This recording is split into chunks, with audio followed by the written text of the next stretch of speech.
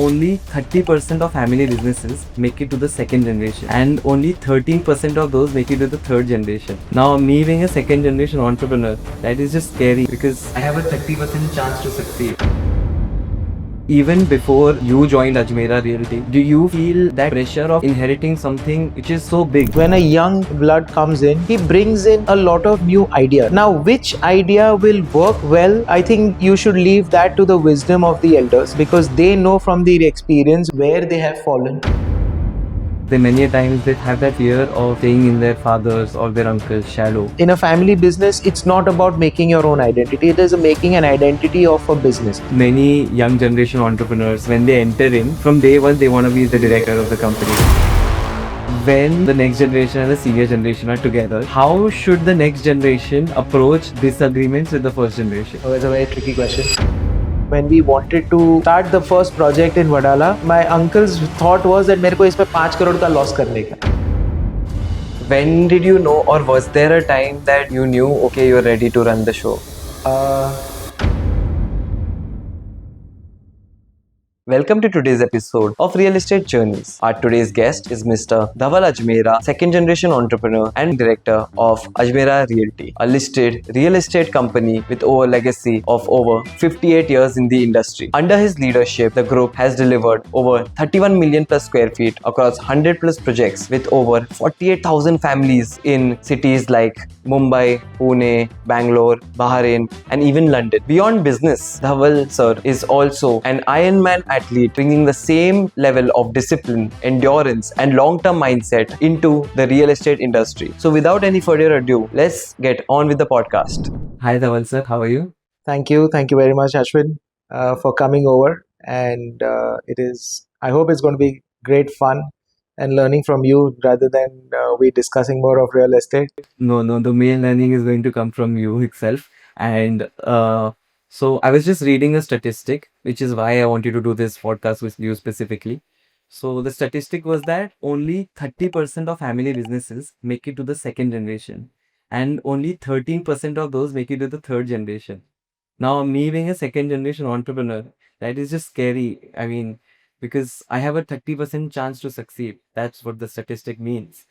So, with you, the objective of our podcast would be that how can the next generation entrepreneur enter, navigate, all the challenges and growth in the organization. So, we will break it down phase wise, and we will go before entering, after entering, and once he's experienced into the business. Is that okay? Yeah, absolutely.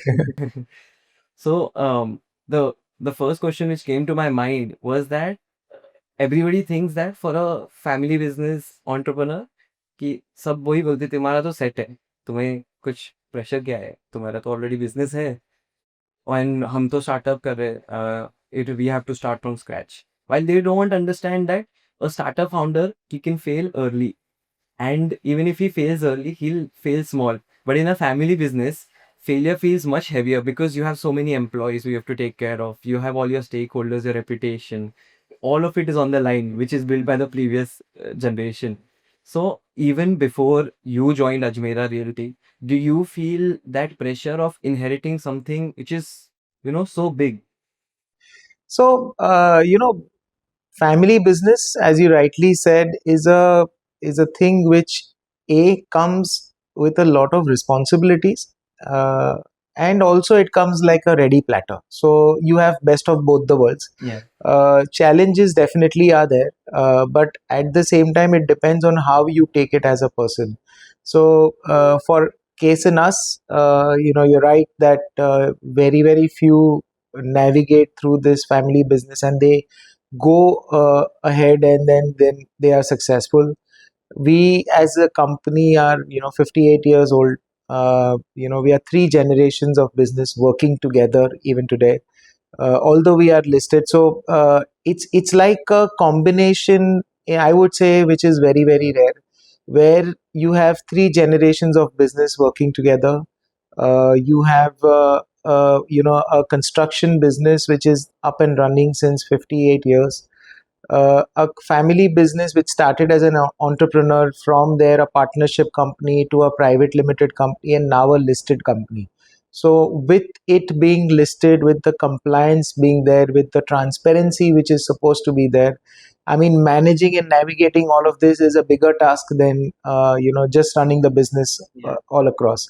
And then when you have three different minds, one is an elder generation which has been in this business since last 40 years, 50 years. Second is a, a generation which comes with experience, but also it comes with a lot of maturity. And third is a young blood which comes with things to just fire and move ahead. And when three mindsets, when you have to work, it is a challenge. But when how you navigate through it, and when you do, I think that is more fun than actually business, putting up together. So there is a lot to learn, because as a young generation or a young boy, you come, or you are held with an experience from a person who has been already in this business since the last 20, 30, 40 years. Rather than you falling and learning, it helps you preventing. That is what I would say.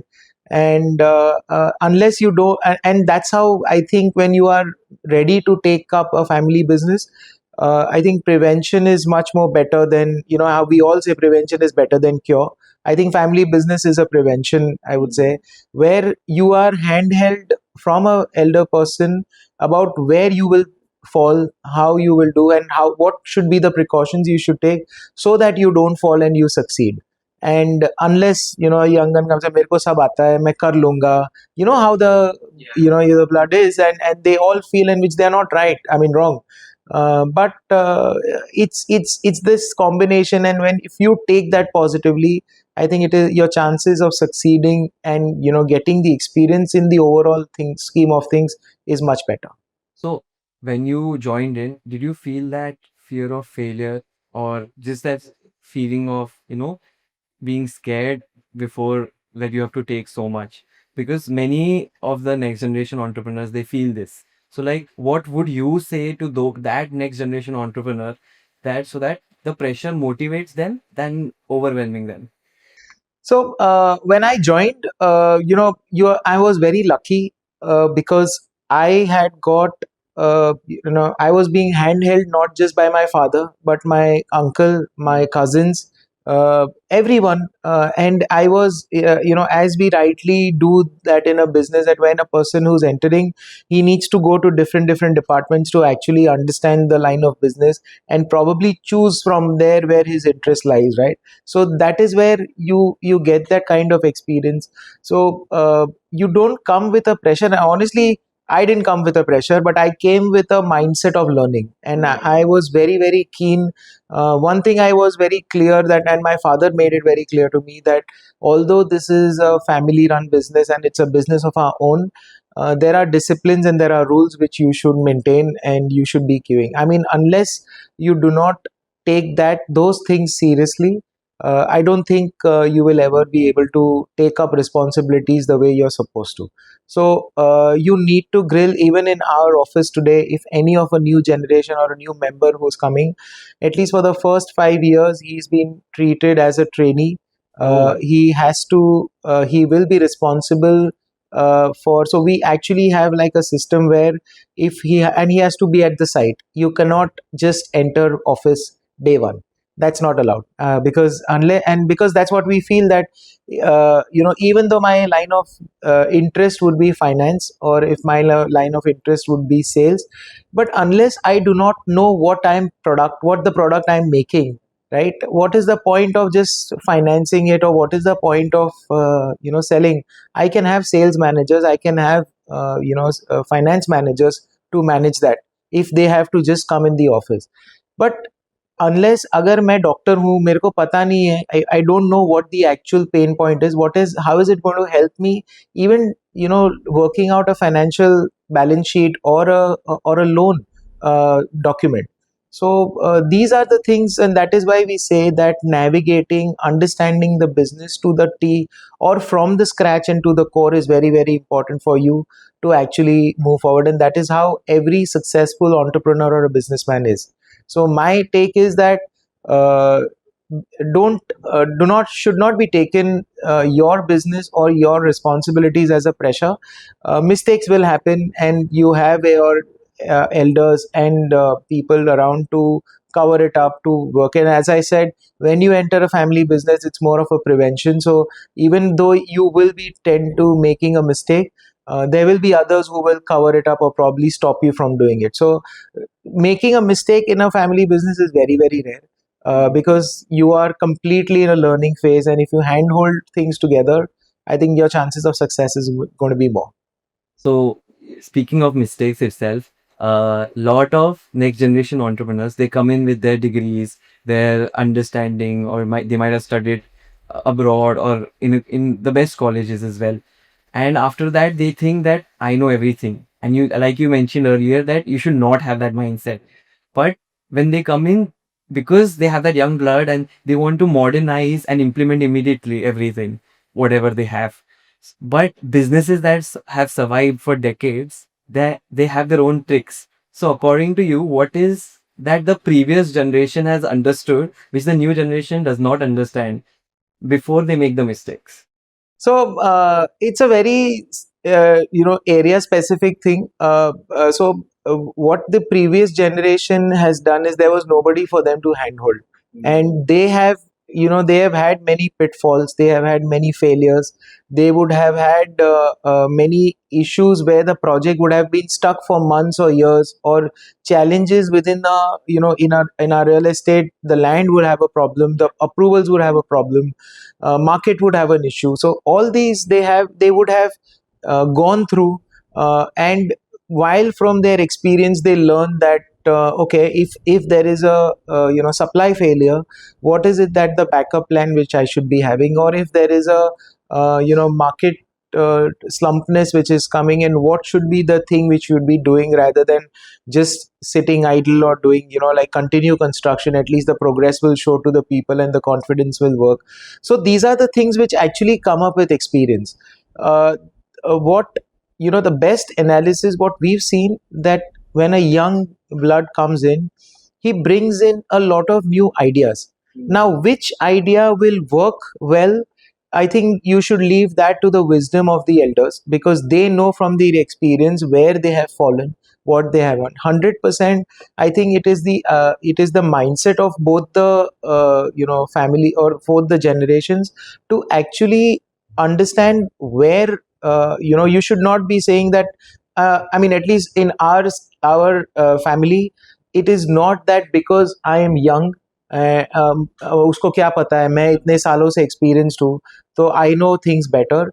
We have and every one of us should have a concept of open mindedness and listening. So when a young gun or a young blood is ideating, the mindset is, it is for the growth of the company. Yeah. And if it is for the growth of the company and it is not for my own self, and if that mindset is being taken and being ideated, I think it is very, and if both the generations or all the three generations are open to listening to each other, I think it's a great combination of tech and experience coming together.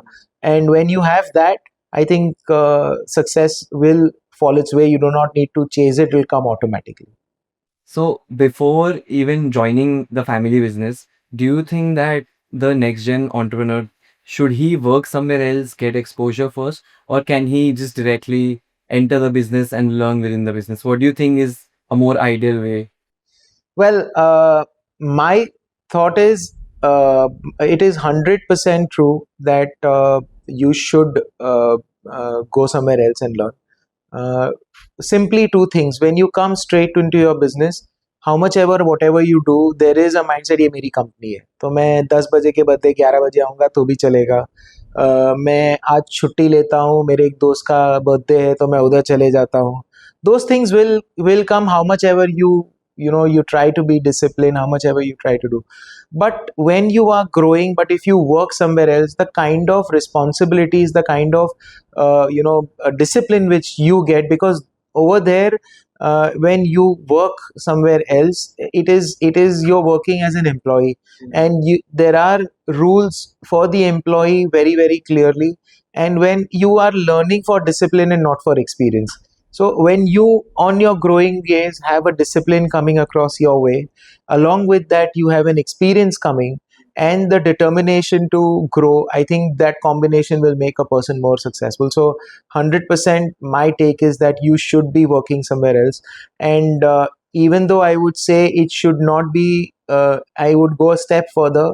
Yes, when you are in your college and when you are studying and for your internship or something like that, you work with places where it is which is being done as a reference from maybe my friend's company or something like that. But when you studied, you should go ahead and give your own interview on your own merit, and based on your merit, if you get a job, I think that is a stepping stone in my experience. So I'm definitely doing that for my kids.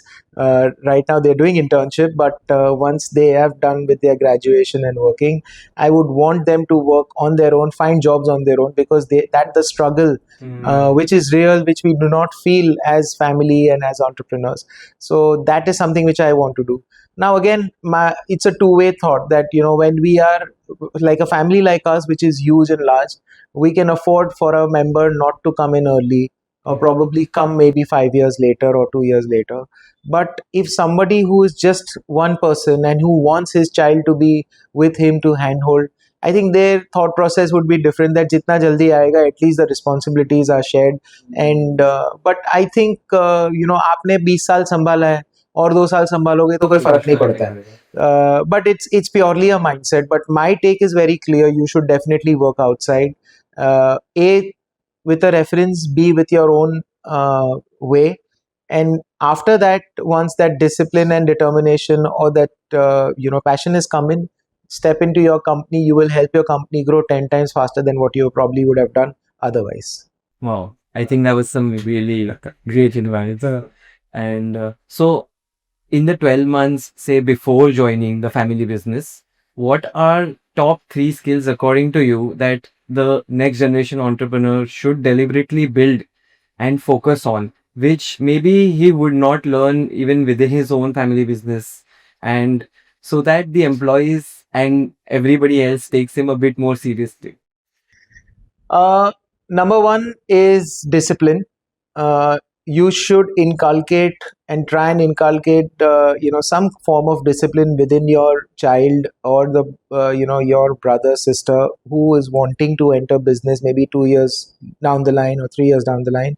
And that can be form of anything, either doing a sport, either doing a an activity which is at a competitive level, or something which is making him struggle or work, him or her struggle or work towards it.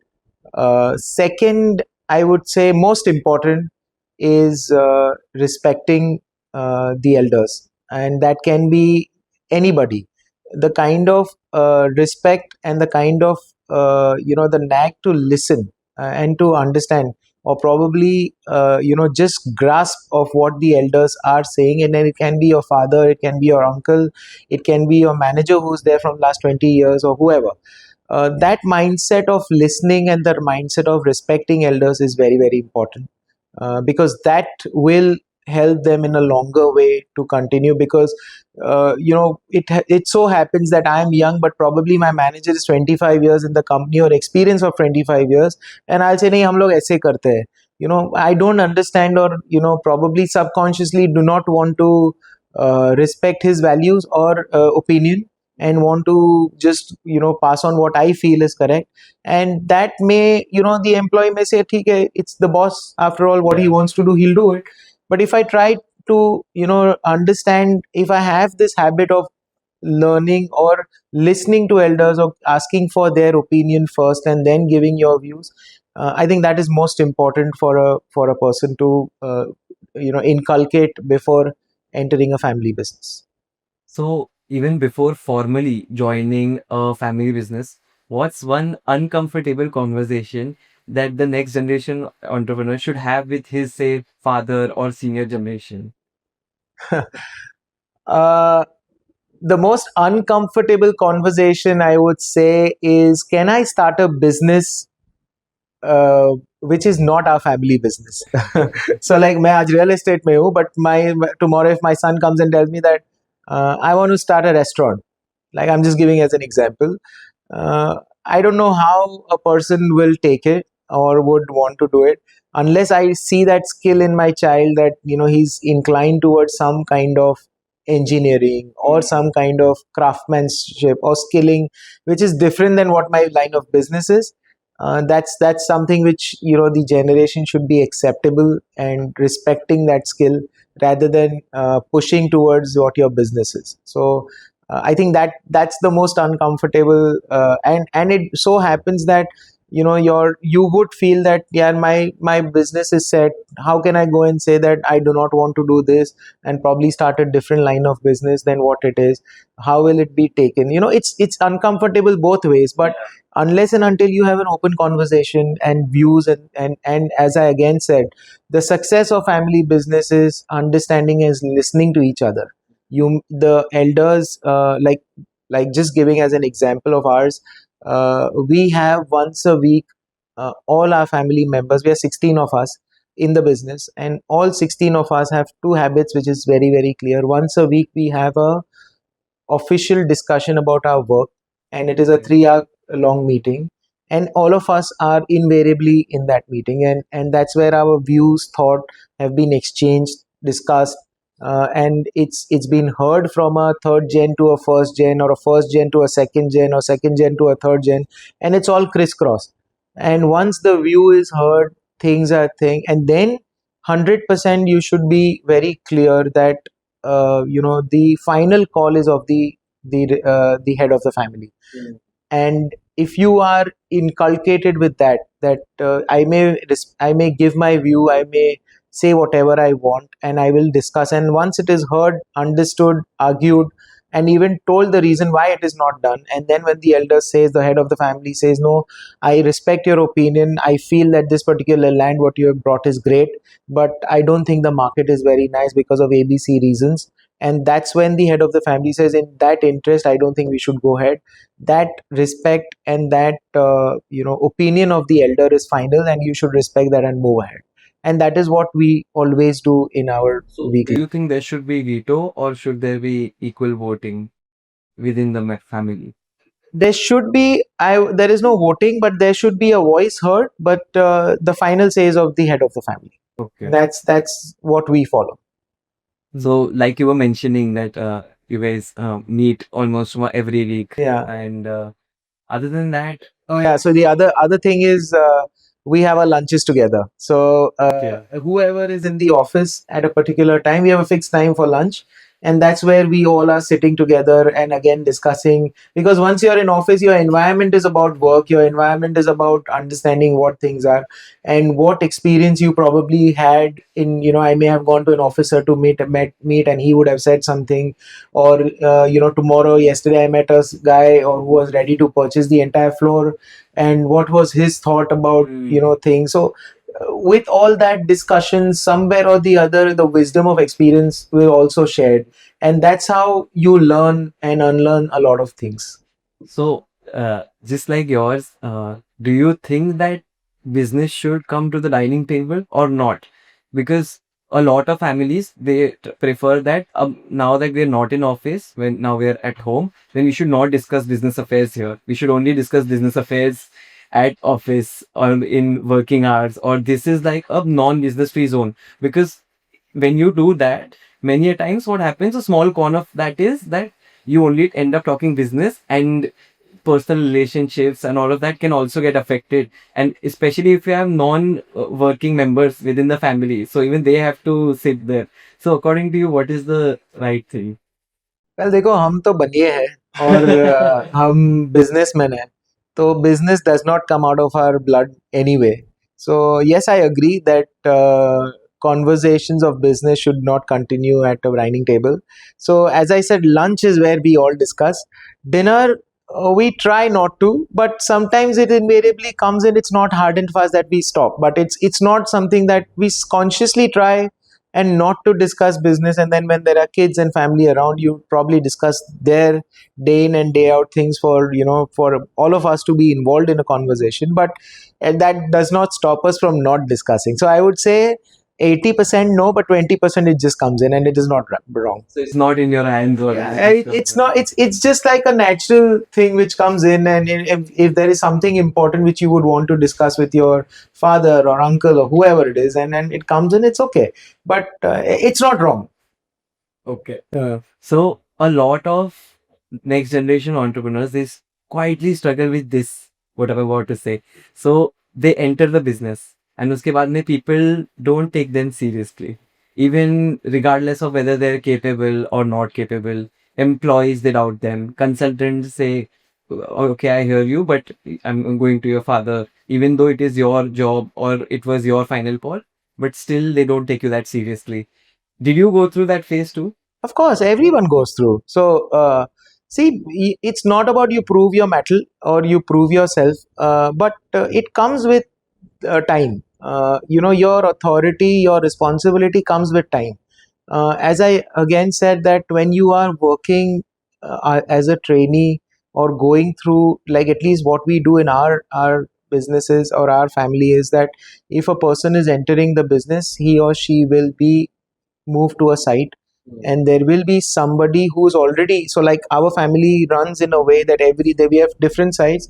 Every family member probably will be responsible for a particular site, and if a new member is coming, he will probably be under him in a particular site. Okay. So he may be there as a shadow to observe things what is happening for the first few months. Then some responsibilities by that member or the family person who is responsible for a particular site will give him that, okay, now tum ye bhi dekh lo, understand the measurements, meet the consultants, be in the part of the meetings.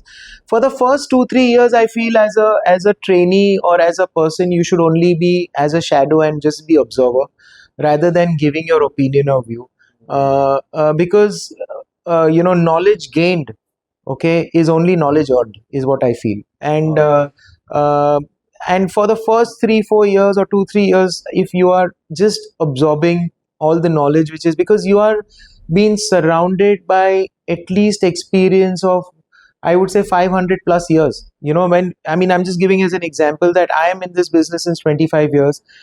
Someone else will be in this business since 20 years. And if my cousin who's a trainee who just joined in, and if he's surrounded by 100 people with at least 15 20 years of he's getting 200 years of experience at one go, right? Yeah. The conversations, the dialogues, and if I just absorb all that knowledge, I am getting a free 200-year experience in myself rather than giving my opinion.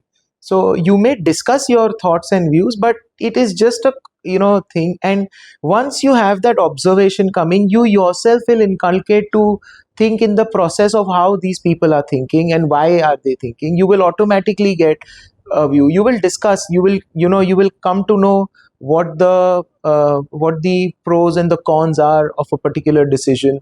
And once you have that 2 3 years of knowledge absorption, I think automatic authority and decisions come in faster, and you will be able to take decisions at a much better way than probably you would have done at day one. So that's how I feel you should be working towards. So, according to you, should the after learning to a certain point, the second generation entrepreneurs, they many a times they have that fear of staying in their father's or their uncle's shadow. So, is it okay to have that feeling and not just have that feeling, but is there a way to, go apart and get out of that shadow and make your own identity within the business? How can a next generation entrepreneur do that? See, making your own identity is everyone's goal, Yeah. right? Be it anybody, and it is not wrong when you do that. But making your own identity at a cost of the business is wrong. So when you look at growing your business and you want to become a part of a business where you feel you can probably do something better than what is currently being observed. So in a family entrepreneurship, it is very clear that the knowledge of understanding and listening to each other is very very important. And when you have that freedom, when you know that there are times where a person will feel यार my father will not listen or my uncle will not listen to me, मैं बोलूंगा तो वो सुनेंगे नहीं, वो mindset होता है. But when you have that different mindset that I can voice my view, I can tell why I want to do, and they will know. Because once, like as I said, that when you are sitting on a table over here and when you are understanding and listening, you will come to know that मेरी मैं बोलूंगा तो at least it will be heard. Now whether in accepted not accepted is a decision of theirs, and which I should be okay with it, right? But that mindset के मेरी कोई नहीं सुनेगा, उसमें से पहले एक बार बाहर निकलेंगे. And it should be both ways. Even the elder should also have that, even though he may not be experienced, but he comes with a mindset of growing, and he comes with a mindset of something different. If that mindset comes from an elder also, it becomes a great chamomile between both of them. And that is where the generations are growing and happening. But at the same time, having said that making your own identity is, I would say, in a family business, it's not about making your own identity. It is making an identity of a business. So if I feel that मेरे 5 cousin है और उसमें मैं सबसे अच्छा होना चाहता हूँ, I think then you are asking for trouble. But if you say that we I want to grow my company and I want to make this as a new business which will help us as a family grow, I think those two are very, very different thoughts. But when you come with the thought number 2 in a family business, you will grow faster and the family will grow faster. But if you feel that no, I want to create my identity amongst my cousin, then you are asking for trouble. So, and that's where most of the people do that. Yeah. So that's something which I feel in a family business is very, very important, and not thinking about yourself, but thinking about the family and the company. And when you put that first, and then you can have 10 ideas, which will, it's not necessary that I'm in real estate today. And if my cousin tomorrow comes in, then I feel that we are so many of us in the real estate, I feel we should do warehousing as a separate line of business. And I have studied the market, and this is what the market looks like, and it has a great growth opportunity. And there is no close ears for that, and it will be, and we all will feel okay, and we'll say okay, go ahead and do it if the wisdom is right, and if the thoughts are correct, and if it makes business sense. So the thinking is over the growth of the company and the family, and not about thinking myself. So I feel subconsciously, when you are in the business and in a family business, but when you are thinking of family and business first, your identity automatically comes up. You do not need to chase that. So you should identify in your family's name than your individual name. Yeah, absolutely, 100%. And I am a firm believer of that. God's being kind, and at least what we see today in 3 generations, we do not see anyone moving towards that. I want to create my own identity. It's the creation of the business and the family growing that is most important for all of us, and that's how even the third generation is being seen. So I think that's where I feel every one of us should be working, and that's where success comes in. Wow. That was some really, really moving advice. So, apart from this, many young generation entrepreneurs, when they enter in, I have seen this a lot, that from day one they want to be the director of the company. They want a nice cabin for themselves. They want that authority, and this all comes back to the identity part. But apart from that, once they enter, what all kind of exposure should they have?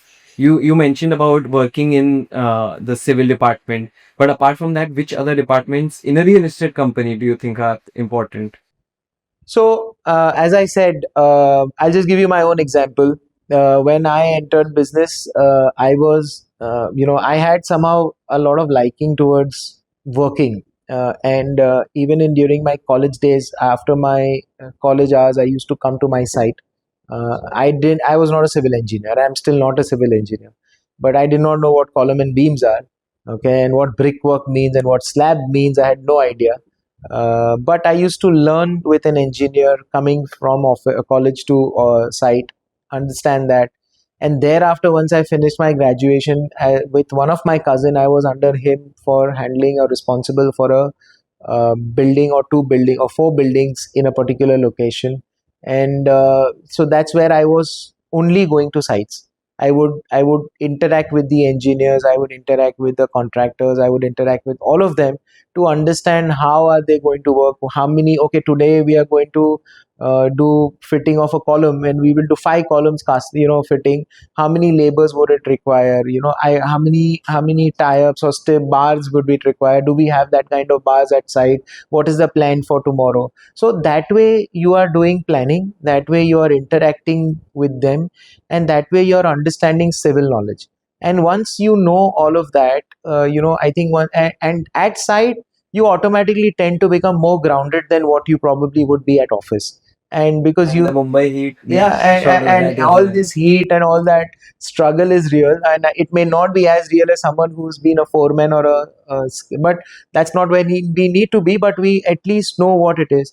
Then when most of our sales also happen from a particular site, it is not a centralized sales system. So when you are at site, you probably interact with the sales guys also, you meet those customers who are potential buyers, you're probably sitting and understanding or absorbing the knowledge about how they are discussing, ये flat में मेरे को इतना square feet का इतना discount और क्यों चाहिए, मेरे को बैंक लोन मिलेगा कि नहीं, मेरा सैलरी इतना है. So automatically you are understanding, if his salary is so much, how much can he get a loan, what is the value of loan to value possible.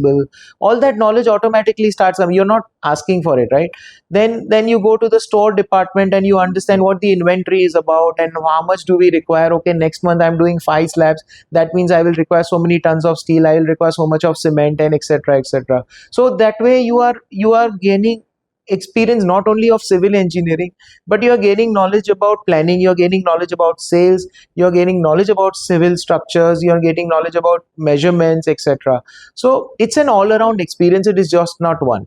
And once you are there in that system for 1 2 years, you finished a particular building, and you will also understand the most important, at least for us in Mumbai and now many other places, is licensing and the approvals. So when you know that okay, मैंने ये slab cast कर दिया और इसके 4 slab बाद मेरे को CC नहीं है, तो I will have to understand and know why have I not got a CC and how can I get a CC, what premiums do I need to pay, what approvals do I need to take, what CFO do I need to take, what environment approvals do I need. Automatically all those things will come your way. So that 2 3 years you will understand from every department where approvals are required, or money is coming. Okay, there is a bank tie up, now we have RERA, तो ये तो पैसा इधर जाएगा, तो ये project में कैसे आएगा, how much sales do I need to make sure that I am not out of funds, what is the cash flow requirement. So even though you are sitting at site, it is not that you are only learning civil, you are learning finance, you're learning sales, you're learning RERA, you're learning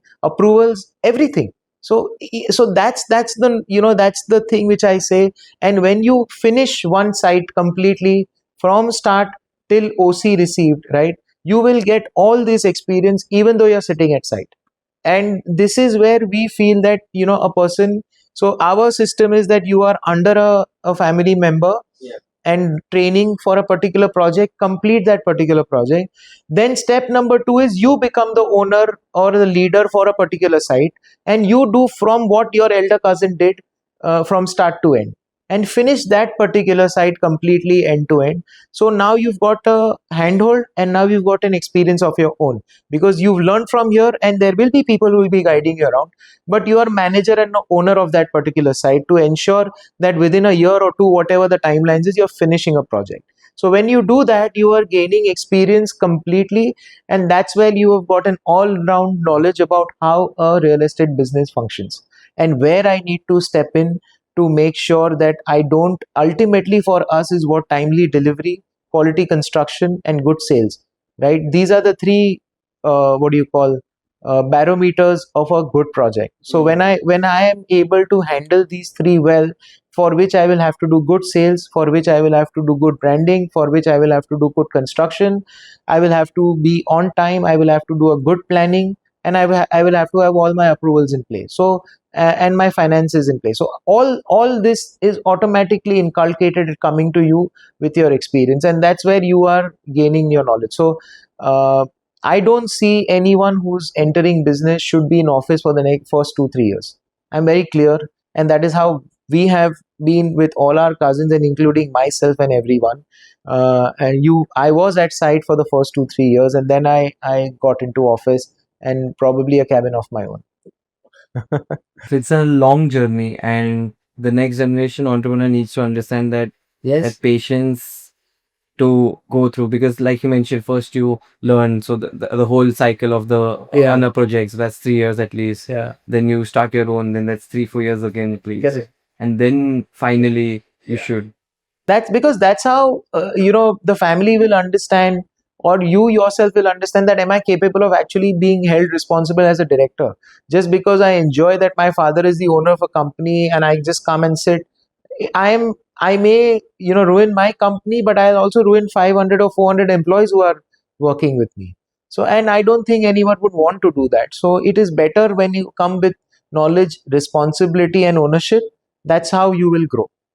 Wow.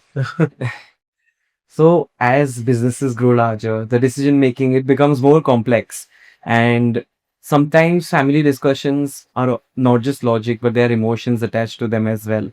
And there's a lot of high pressure in the environment. So when the next generation and the senior generation are together, how should the next generation approach disagreements with the first generation? Oh, it's a very tricky question. But as I said,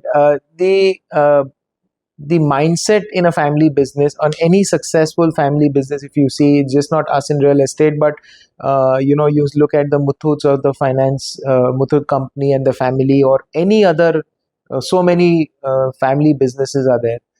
The mindset of open discussion and the conversations which are freely done related to business, and second is respect for the elders and their decision will be final. I think these three things are the recipe for a successful family business. And if you are able to converse to your cousin or uncle or elder or your father openly regarding your views and thoughts, and you are also ready to accept the decision of your elder towards your view, is where you will be able to manage or navigate a business. So this is very important, I feel. And 100%, if it's business, it should not be done through emotions. It is ultimately, business is about making money and being profitable.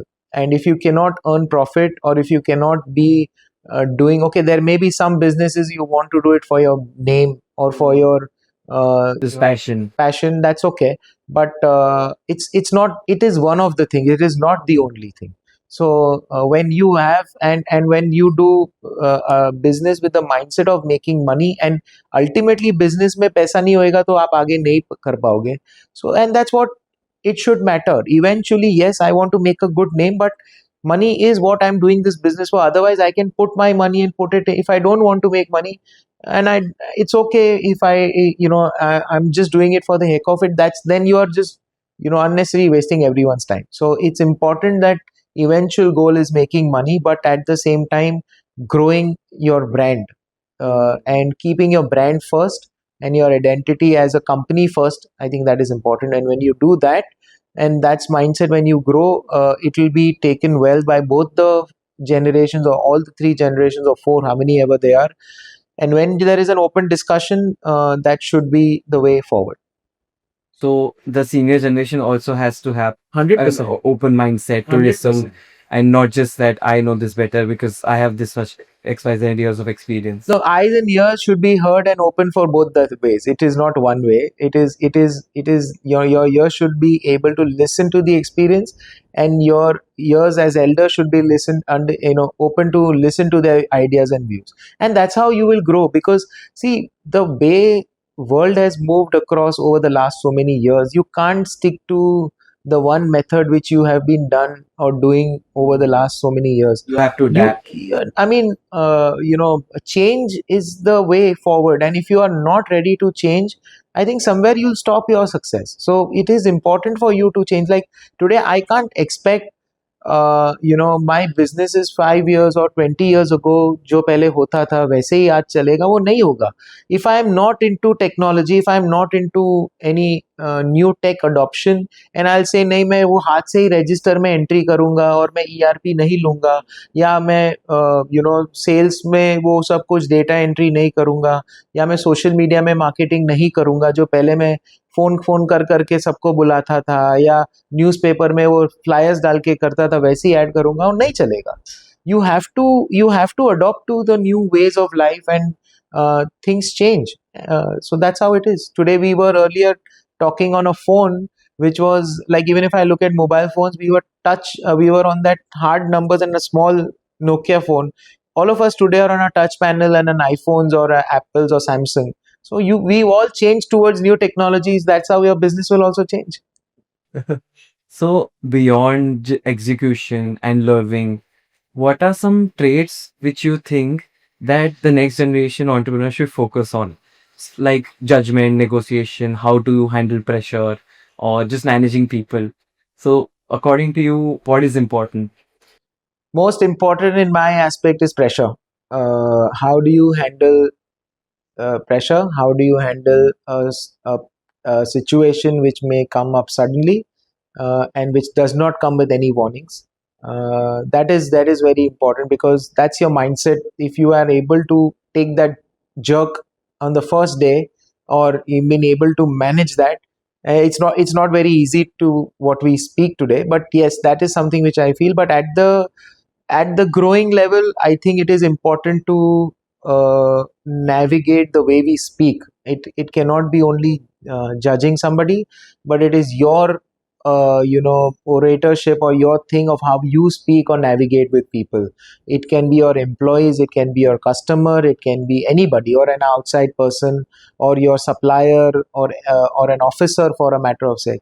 I mean, if you are able to converse well without an authority, but of a what do you say, a friendly nature, or a nature of discussion, I think that is most important for a new gen to understand. Because sometimes subconsciously you just come up at, I'm the owner and this is how I work. Hmm. And if you do not grow, and then somewhere the world will not respect you, and it will not move the way you would want to. So I think it is important for you to converse in a way where it is being done as a thing where you are able to listen to the outside person, I mean the opposite person, and he's also been able to get that vibe that this guy is listening and understanding what my feelings or thoughts are. So I think that's most important thing. I feel you should know the opposite person, and conversation with the opposite person is very important.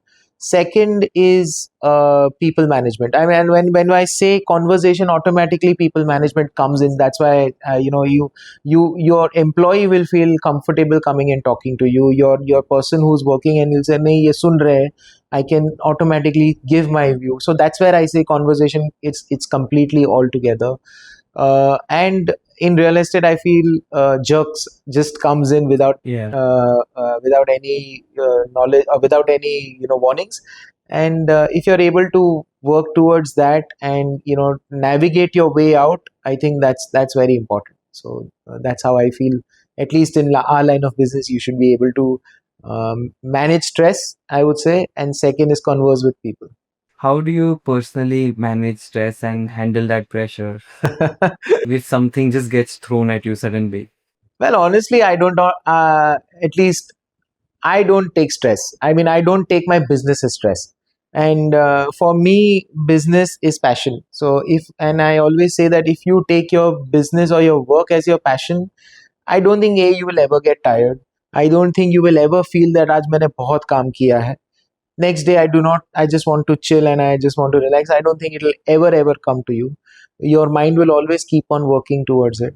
So that's how I take, keep your work as your passion is the most important thing, I would say, for any one of us. And that mindset, if you can inculcate from your beginning, because that mindset needs to come from within and not from, "Oh, matlab, my father, my uncle cannot teach me." That is something which you should be able to keep, that I want to grow my business. My father has been done so much, and I want to grow from here to here. I want to be a catalyst to grow this business from here to here. And if I can be somewhere, how can I contribute towards this growth, and how can I what do I say, be there. That's the passion which you bring in naturally, and once you have that passion, your ways will automatically, you will find ways to do it. So आज हमको किधर exam में कुछ problem आती है, तो कौन से प्रोफेसर को पकड़ना, अपने को कोई सिखाता नहीं, हम चले जाते हैं उसके पास, राइट? या सो that's something which friend is more important for me to learn that, or who is expert in that, you will know better than any one of us. So that's how you navigate yourself. So make your work as passion, I would say.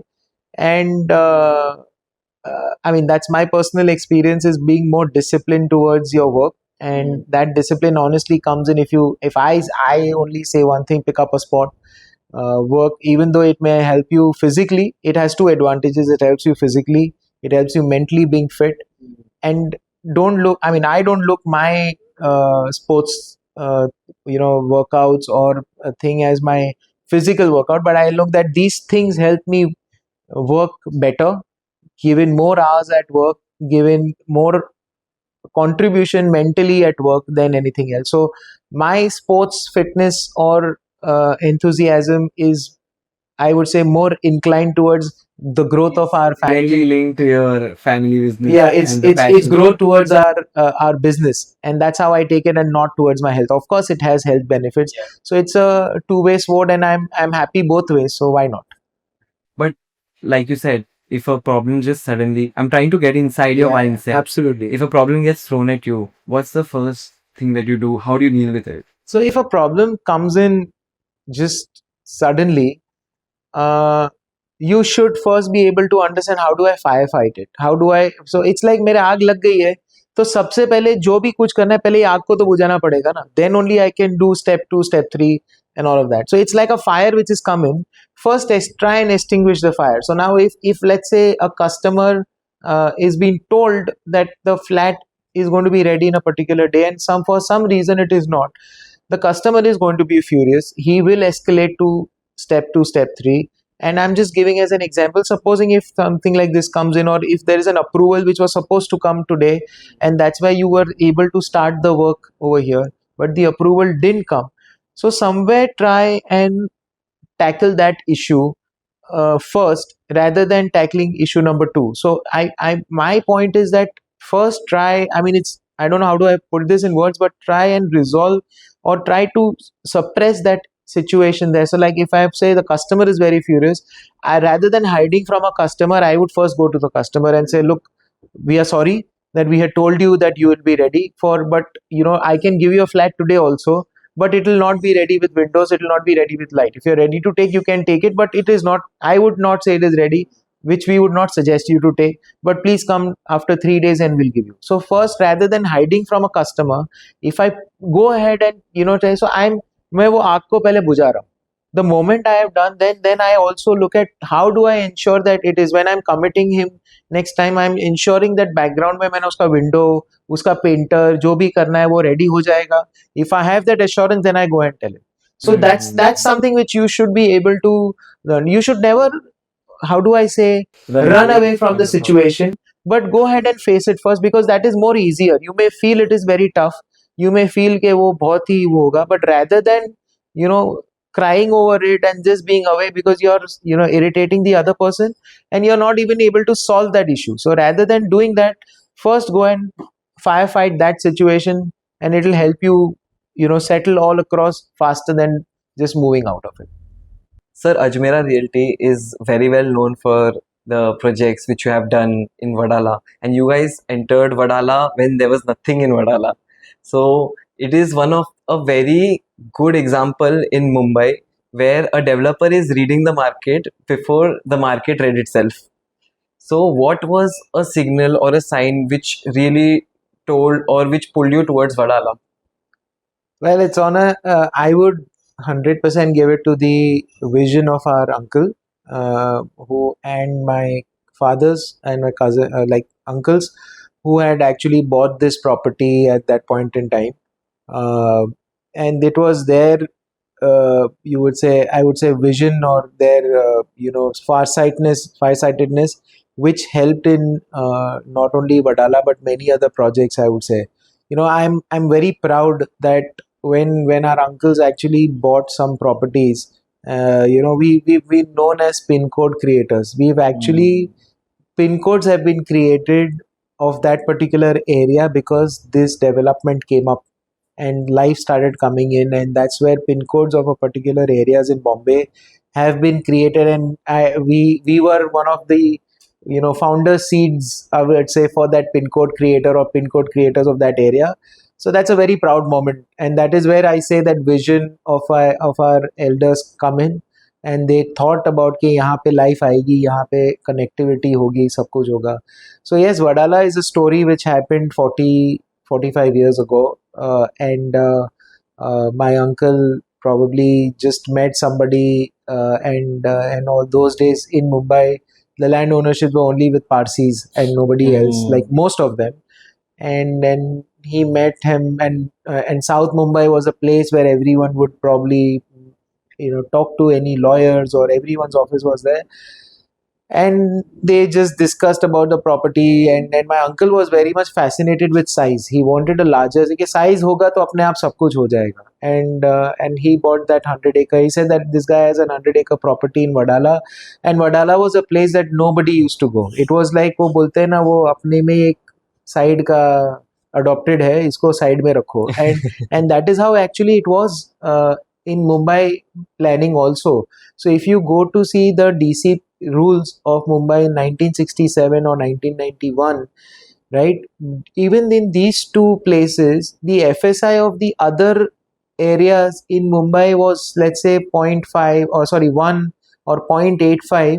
In Wadala, or that particular area where we were, that area's FSI was only 0.5.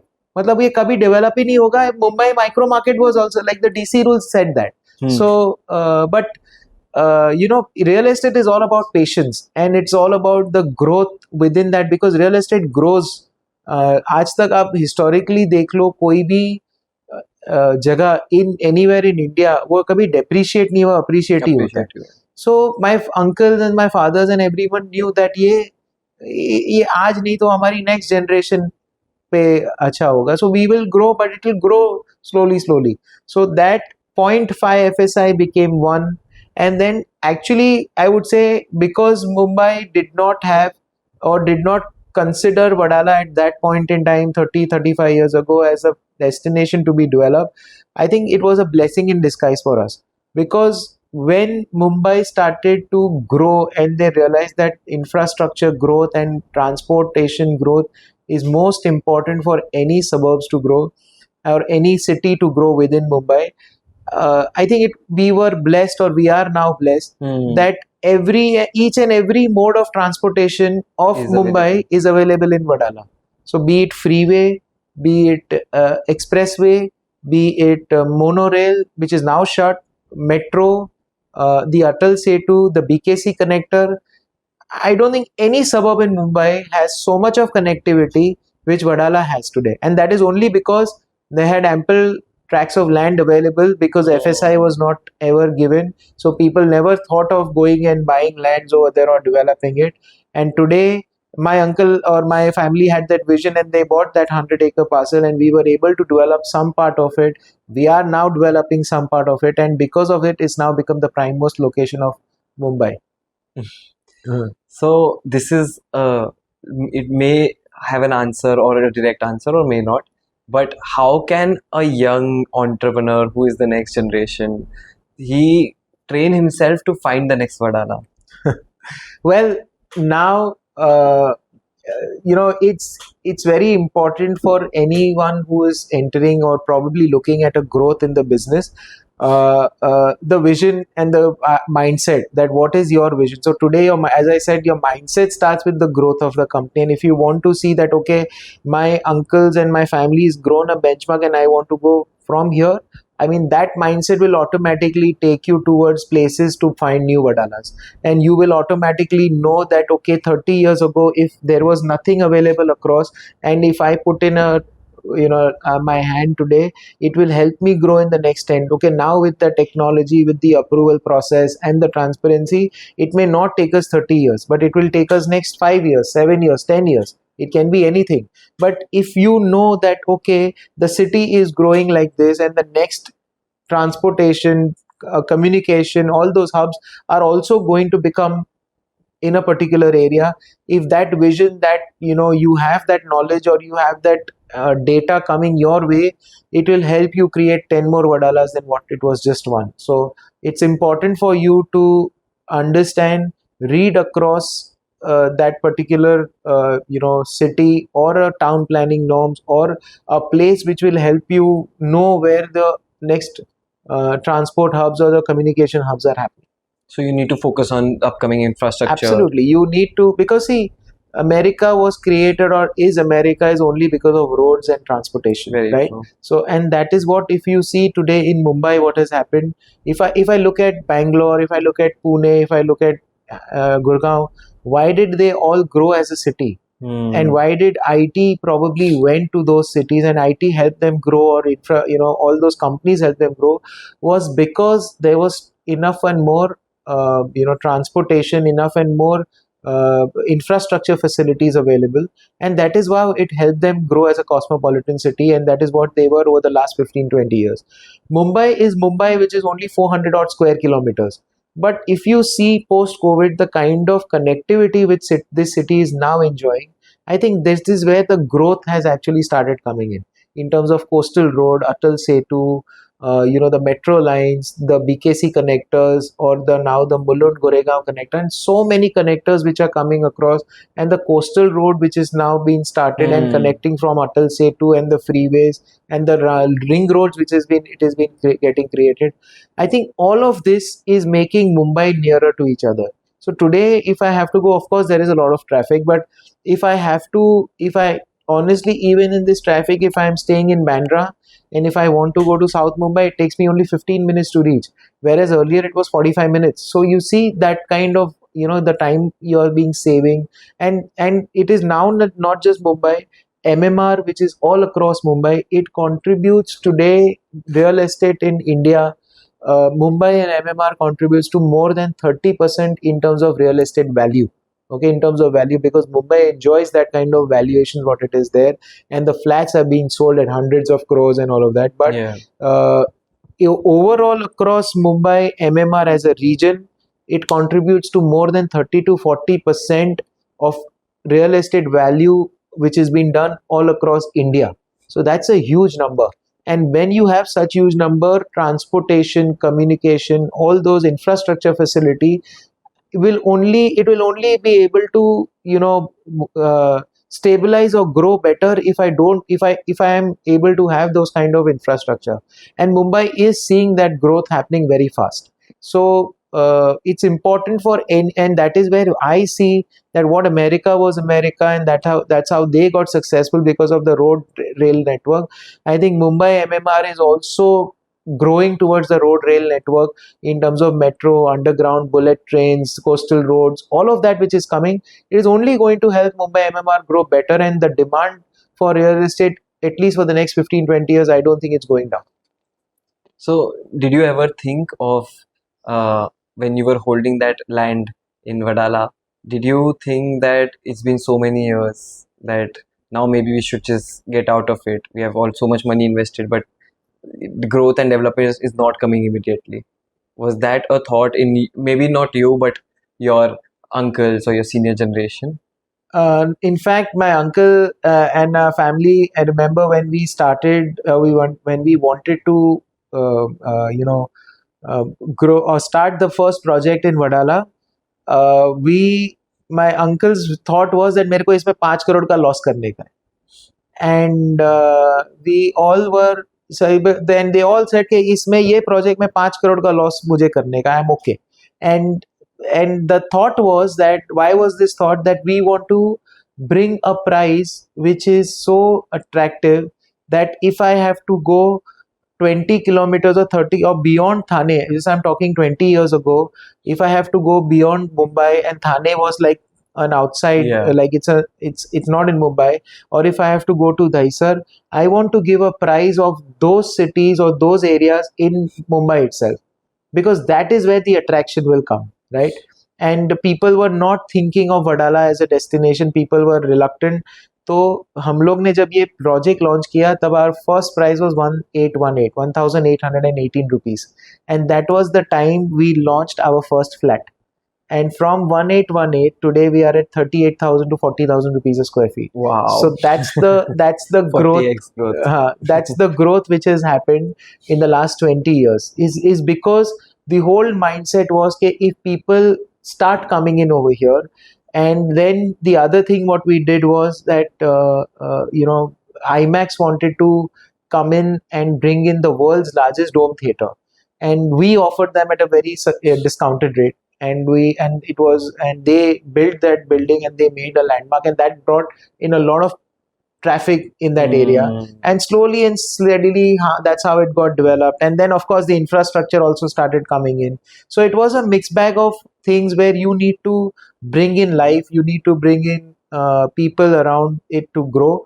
And that's where it was. So that thought of not doing, because real estate anywhere and everywhere you do, you will not go wrong. You will probably be 20 years or 10 years or 5 years ahead of your time. You will probably slow down in your business, but it will Mm. not be that you will be out of money. Yes, there will be a opportunity loss, there will be, all those will be there, but that's how you do business. That's how you will have to, take your calls and make it accordingly. That's the good part of it being a physical asset. And Absolutely. surely. Yeah. And another thing which I was thinking, that real estate, we take so many decisions, like the one your senior generation took of Wadala. But even now, after so many data analytics, there is so much incomplete, information, or we don't know the whole picture. We don't know if the government, because there are so many things which are external factors which are included in this. We don't know what policy will come or what is going to happen. So how can next generation entrepreneurs build that ability to make decisions? See, real estate in India and particularly Mumbai is a very, very big factor. Even if you have land which is yours, but if there is some kind of a litigation or of some kind of a policy which will not help you, develop that property, so you are dependent a lot on external factors. Hmm. So it's there is no hiding about it that you are not dependent. But now with the time growing and transparency and clarity amongst the government also coming, it is more or less you have that kind of clarity ke by which direction your work or business is going through. Having said that, uh, you know, uh, that is why we say we are, people are entrepreneurs, and there are people who are working, because entrepreneurs are the ones who are ready to take that risk. Entrepreneurs are those who are able to look at a vision to grow. So, आप कितना भी planning कर लो, आप कुछ भी कर लो, that 80% will be your structured planning, but that 20% is your vision and your bet which you have taken. So like in a case what we said was Wadala, but today let's say if someone else and wants to grow in a area which is not growing or which is not probably in the eyes of the market, but when you know that आज नहीं तो 5 साल बाद ये grow होगा, so that's where your bet is you're taking today, right? So that's why you are an entrepreneur. And you may do planning. So आज there are two lines of business in real estate. One is okay, आज मैं बनाया, आज मैंने खाया और मैंने develop किया, मेरा प्रॉफिट हो गया, इससे मैंने दूसरा प्रोजेक्ट कर दिया. And second is that I am doing one business which is for my functioning, but at the same time I am also doing one business which is for my growth Growth. or which is for my future growth. And that's where we as entrepreneurs jump in, or we come in to see that where we see the growth is looking at, or how do we see that growth is coming. And that's where you you put your mind to it, or where you put your bet or risk to it. So as an entrepreneur or as a second generation, I think these two abilities are very, very important. That I need to be safe and secure, so I need to continue doing some businesses which will constantly give me cash flows to run my business, but one also should be for the future growth. And that's where your skill set और ideas come in के कौन से area में मुझे लग रहा है कि ग्रोथ है, उसका आप स्टडी करो, उधर आप जाओ, उधर मिलो लोगों को, understand the areas, and if you get that gut that this will grow, somewhere you should eventually, it's your heart which will tell you to put in that thing, and you should take that bet. So apart from this, what are some really good habits which young next generation entrepreneurs they should always have, and what are some habits, or you can say distractions, in which they should avoid in their early ages? I'm still young, so don't tell me early ages. So I still continue to learn. I think this is more for your children at this point. No, so my point is, as entrepreneurs or as young businesses which, people which are coming, I think most important is, as I said earlier, ability to listen, ability to gain knowledge is very, very important. Expressing your views but accepting the decision is something which you should be able to handle or do it well. Hmm.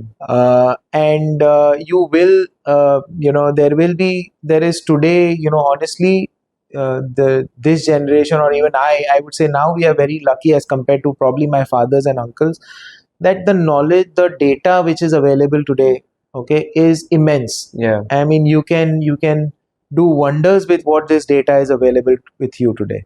And if you can absorb that data, if you can, from that data only you'll be able to gather so many things which probably you would have not even realized or thought.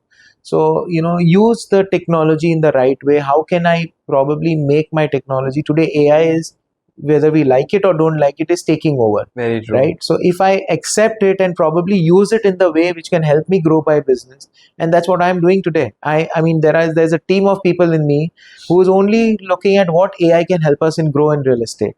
I may Wow. not have that domain knowledge, but they have. But I give my ideas, they will research it, and then we work with the team to see that can I implement this and what are the pros and cons, and try to efficient. I try to make our businesses more efficient. So that's something which, you should be open to knowledge, you should be open to data, you should be open to whatever information you come. You should constantly work on observing data and knowing around what is happening. Unless you are not knowing what is happening around, or what you're not able to absorb what the data is, I think somewhere you will lag behind, even though you have experience, even though you have everything. But I think these 3 4 important things you should is open knowledge to the data which is available, and grasp and capture and churn that data and see how it can help you grow. Second is wisdom to learn, and third, obviously most important, is to like gather information, or probably understand from people, and listen to people. That is what Hmm. I feel. These are the 3 important things I feel you should do in any new businesses. And I mean, distractions are many, and everyone is somewhere or the other, you all get distracted in that. And but how much you can control yourself and be, बस इधर हो गया, आज Saturday night party कर लिया, कल उठ के काम करना है तो करना है. So if that's something which you can do, you should know where your limits are, and if you can, limit yourself to that, I think it is okay. Wow. Uh, So if a 25-year-old, say he joins his family's real estate business tomorrow morning, what should realistically be his focus in year one, in year three, and in year five? Year one, his focus only should be site, and site. Year three should be focus of site, finance, marketing, all departments put together and in touch and constantly working with them towards together, for the growth of that particular city, site, whatever he's handling. And year five, his focus only should be what my next 20 years is going to be. So constantly you've got the knowledge gain and everything about what it is. uh, as I said, 2 lines of business. One is one project which will help me churn my cash flows, and 1 or 2 projects which will help me grow 10 years down the line or 5 years down the line. So constantly work towards which my next 5 years are going to be, where my next 10 years are going. It can be real estate business, it can be something logistic business, it can be anything. But you've got that wisdom now, you've got that knowledge, you've got that backing. Now try and grow the business. That's how I feel we should work. So at year five, he should have the ability to lead teams and even Absolutely, see the he growth. should have the ability, not only ability to lead the team, but empower the team to grow the day-to-day thing, so that he has the time and wisdom to go and look at growth. अगर मैं रोज के भाग दौड़ में रहूंगा, तो मैं grow कैसे करूंगा? So that's the quality of a leader. You empower your team to take the right decisions, and you are there. So you are there to, probably guide them, or probably, Yeah. I would say year 5 is still too early. That's year 10 is where you come with that wisdom and knowledge. You've stabilized your business up until year 10 with a lot of wisdom, knowledge, and growth. And from probably around 7-8 years, you start empowering people, you start putting them as leaders, and you create leaders to for you to become another bigger leader. If you just be a leader and not and grow your business, and then you are, I mean, it's frankly, I would say, a thought of mindset that if I want to grow or if I want to stabilize or do what I'm doing, stability. So there are two thoughts. If the thought is growth, then you need to create leaders. But if your thought is that, okay, I'm happy with what I'm doing and I'll Yeah. grow at 10% year on year or whatever it is, and I'm happy with my ये side खत्म करूंगा, मैं दूसरा दूसरा side करो. लूंगा, चलेगा, I'm happy with it, then that's content. Well, so, and you work accordingly. So no, I wouldn't say this is right or this is wrong, but it's your mindset, what you Mindset. want to do. We all come with a mindset of doing the first one, that मेरे को grow करना है, but somewhere we get stuck with the second one. So it's very important for us to Find a balance. And create leaders which will help you grow. So, like we were talking about how uncertain and real estate, the whole industry as a whole is. What are some systems which the next generation, they should focus on and build early in their businesses, even for uncertain times? So see, what we should now, Like one of it, I think you really mentioned was AI, and yeah, you need to adapt because it's suddenly coming, and if you don't adapt, it is going to take over. absolutely. So there are 3-4 things. So one is in your growth of business, as I said, that there is one business which you churn around and make your day-to-day things go.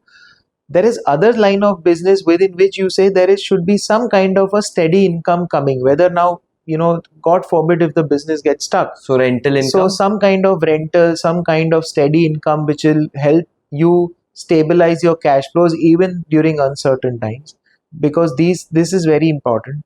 And third is, adoption and knowing or gaining knowledge about technologies which are coming and ideas and thoughts which are coming your way. I think as an entrepreneur, you should have a division of your time mentally to learn new things, to stabilize your business in uncertain times, and to grow your business for your future. And the last one is for your day to day. So these are the 4 aspects I feel you as entrepreneurs should be Can doing. you give me according to you priority wise? As I said, the first few years is only grow. Matlab, learn and grow your business in a way which is churning you around. मतलब एक site लो, दूसरा site लो, धंधा ये चलते रहेगा. Second is, while you're doing this, how can new knowledge, new technologies like AI, or even in construction technology, even anywhere else, which can help you make your business more efficient, which can help you make your business, I mean, what do you say, quality wise better or whatever. That is something which you should spend a lot of time on, because you are making your existing business more efficient. Third is stabilize some kind of businesses which will give you constant income. So these are the things for your times of uncertainties. These are the times of, God forbid, tomorrow COVID comes in or something like that comes in. How do you stabilize yourself? कि भाई 6 8 10 1 साल कुछ नहीं होगा तो कैसे रहेगा? Yeah. How will you make your staff work? How will you make all of this cycle run through? And then once you grow in all of this, that's the time for you to empower leaders and grow towards your future for the next 10-20 years. So that's how your journey should be. So, like you had mentioned, after say, if the entrepreneur has entered the business, it's been about 3-4 years. He has really learned almost everything that the business has to offer or the systems which are existing. Many a times, what happens after this is content comes in. So they don't want to grow, or they leave that scaling mindset or that initial fire which was there. How do you continue to grow at that stage if you're too comfortable running the business? How can someone do that?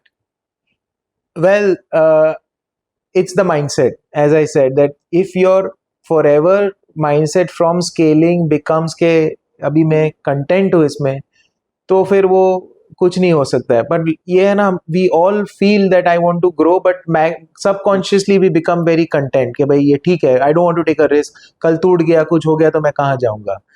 that's where you become an entrepreneur. Risk नहीं लोगे तो आप आगे नहीं बढ़ोगे. You can't expect everything to be on a golden spoon to come across your way कि ये भी लो, भले rules है, सब कुछ है, but अगर आप risk नहीं लोगे तो धंधा नहीं होगा, वो clear है. So unless that mindset of risk, unless that mindset of growth in yourself is not there, scaling will not come. How much ever we say, whatever we do, if I am not a risk taker, I'm not saying you become a complete risk taker, but if there has to be, in any business today, as I said, 80% is your system, but that 10-20% is a risk. Whatever you know, how much ever we like it, don't like it, and that can topple your business here and there, but if you are able to manage it well, you will help it not to topple the other way. So risk लेना तो जरूरी है, और वो mindset के भाई मैं risk नहीं लूंगा, वो नहीं होगा. So important is to accept risk and take it. Second is mindset to grow. So while you are scaling, or while you have that knowledge and experience for the first 3-5 years of being at site, learning, making your thing, you have to start thinking about how do I efficiently now, matlab, you may say कि okay, we have done, I'm just giving as an example कि अभी तक हमने ये site पे RMC plant लाए और हम लोग इधर कर रहे थे. Now can I do precast? Okay, slabs. I'm just giving you because it's construction. कि आज तक मैं slab column beam साइट पे कास्ट कर रहा था और हम लोग कर रहे थे. Very good. Can I now? That's where my skill comes in, where I have learned about that there is a ability of doing a precast slab and completely getting ready and bringing it site. Now can I do that? Yes, it will be costly, but does it save time? Yes. Does it make my building faster? Yes. Does it give me a better quality? Yes. Does it give me a better product? Yes, maybe. Now I mean, every site, every area is different, but I'm just giving you that ये मैंने सोचा कि मैं normal slab से precast slab में आता हूँ. So this is my scaling and skilling knowledge which I'm bringing for the company. So this is also scaling. So today, if I'm efficiently making my business grow, I will automatically get time for it to grow in a different way. So it is not only कि मैंने ये site लिया, वो site लिया, but making my existing business more efficient is where I will get more time. कि मैं out of my 8 hours, earlier I was working 8 hours doing all my day-to-day work, but now because I'm doing it efficiently, I'm finishing in 4 hours. So now I have 4 hours free, which will help me look at how can I grow my business. So that's what I feel is very important. A lot of it is like coming back to the mindset, because if I have Absolutely. that mindset, then I'll make it work in that 4 hours. Correct. And only then will I have that time to even think of scaling or Correct. new So ideas. your mindset is firstly thinking of making your business efficient. Why? Because if you make your business efficient, automatically things will become more smoother. Your time will go less. You will be able to focus on things which you are not probably doing, which you are not supposed to be doing, and your focus will come to growth. Your focus will come to something which you will want to scale up. That's how it is. So it's all mindset, contentment or growth. That's where you think about and grow. So this is a very personal question to you. When did you know, or was there a time that you knew, okay, you're ready to run the show? Well, I still don't think I'm ready to run the show, but I still, it's like, as I said that, my mindset is always on how can I grow my company? How can I give, or so like I'm like the last of the second generation. I'm the youngest in the second generation, and there is the third generation. How do I make leaders in my third generation and make everyone an individual owners of different companies, which will help the mother company grow larger? I mean, that's the mindset where we work on, and at least I'm constantly working on. And so I subconsciously take a responsibility of growing my next gen in a better way than what they are. So because if I'm able to create them as leaders, I think the company will become a better company than what it is today. So does leadership in a family business never fully feel like complete, because you're constantly evolving and learning? Yeah. So as a leader or as a entrepreneur, it's important for you to keep evolving. and that's what you constantly do. You cannot become content. At least I am never content, and I may some people may find it wrong, or it is, but it's the mindset. I'm not talking about money as contentment, but it's the learning, it's the growth in the company, it's the vision of the company, which you constantly try to evolve from a stage 1 to stage 3 to stage 5. I mean, if you are able to constantly grow and bring in new ideas or thoughts or processes, it'll help everyone grow together.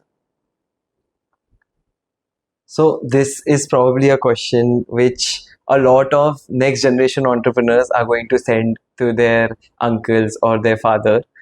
That what advice would you give to first generation business owners to make the transition for the second generation a bit smoother?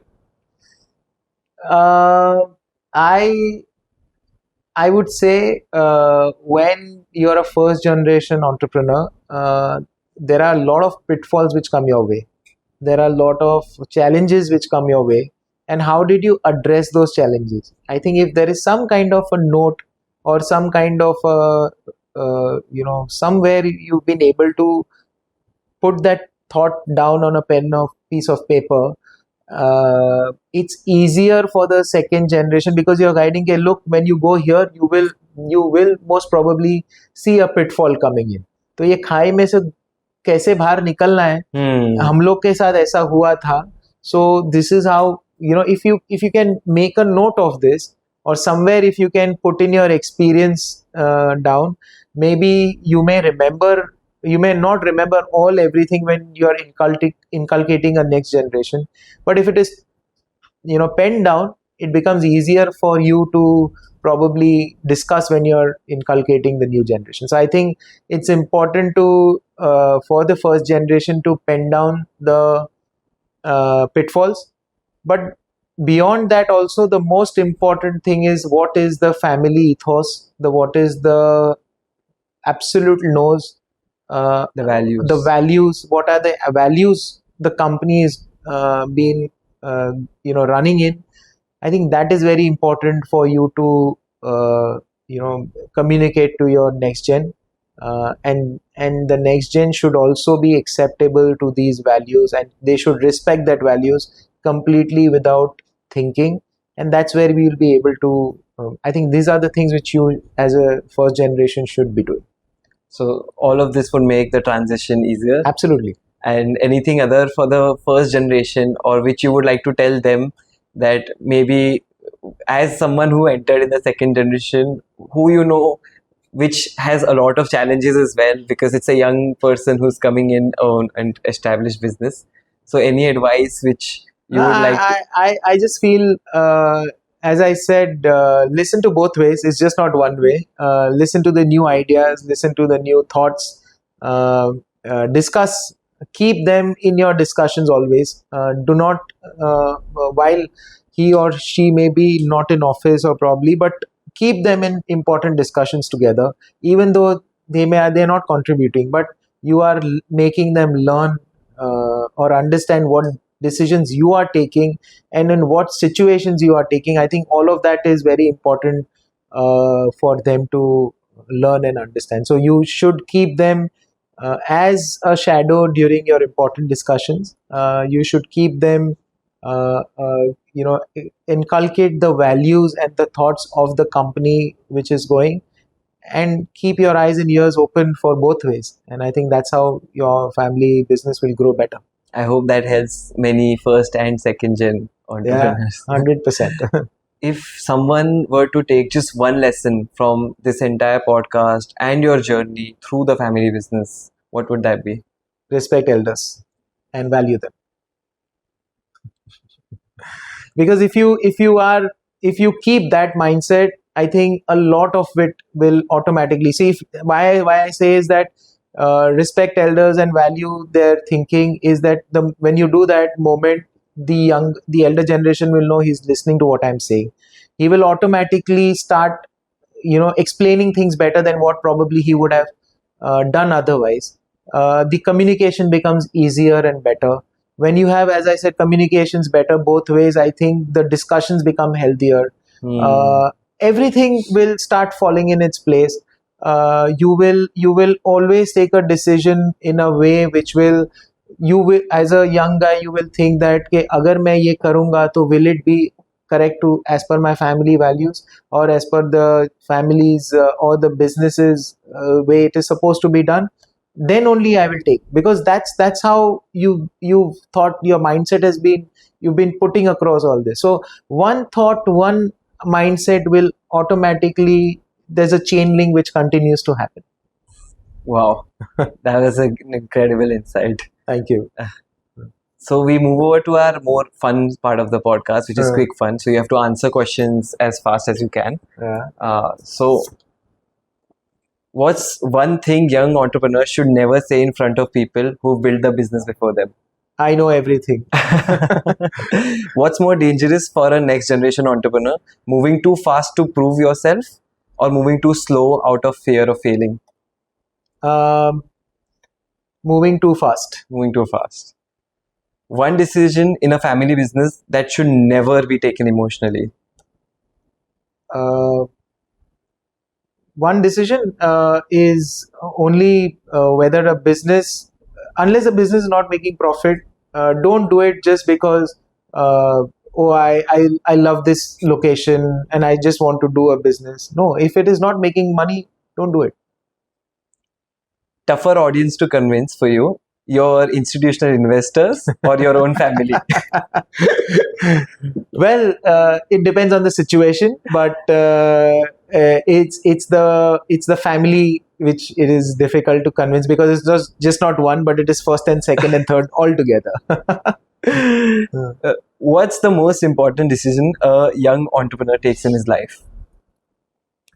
The most important decision a young entrepreneur takes in his life is how can I scale up my business better, and he may or she may feel that okay, I may there is a time where I can just do my own business and grow this faster, or probably look at completely new line of business, and probably this will, ये 10% पे grow कर रहा है, शायद ये 20% पे grow करेगा.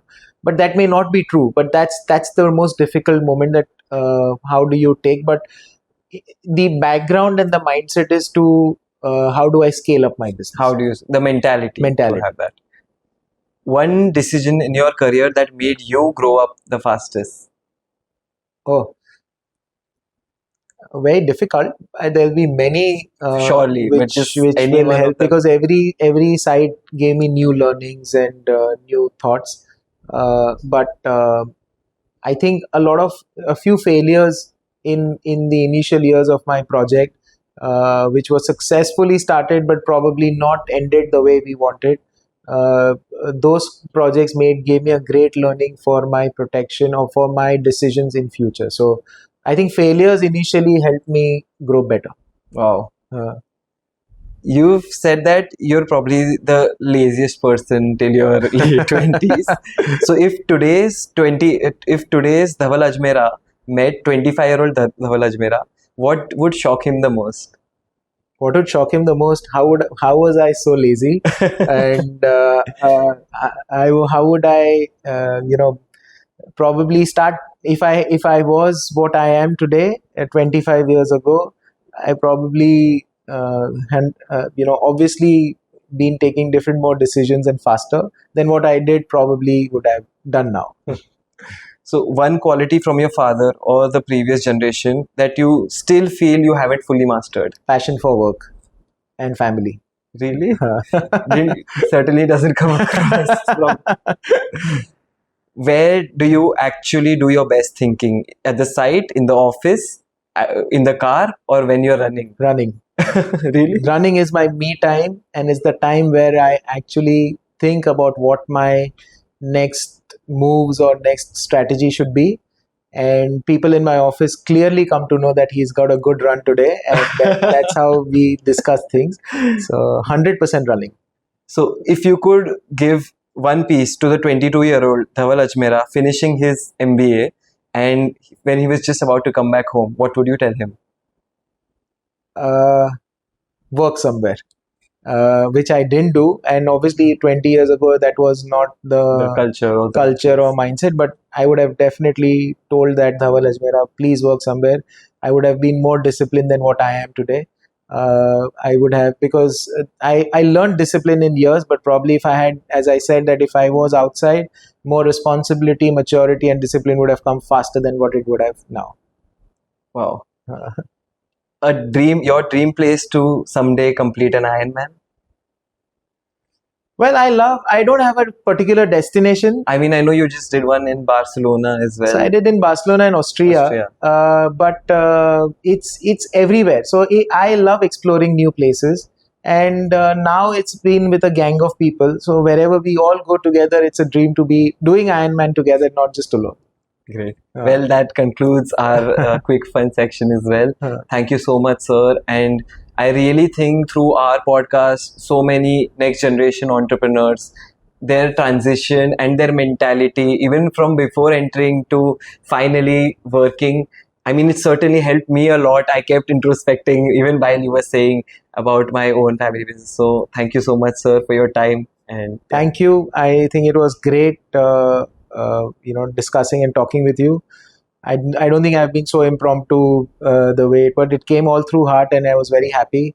And I just hope you guys grow better and faster than what we did. And if some things from my experience can help someone, I'll be the most happiest person. thank you so much. Thank you.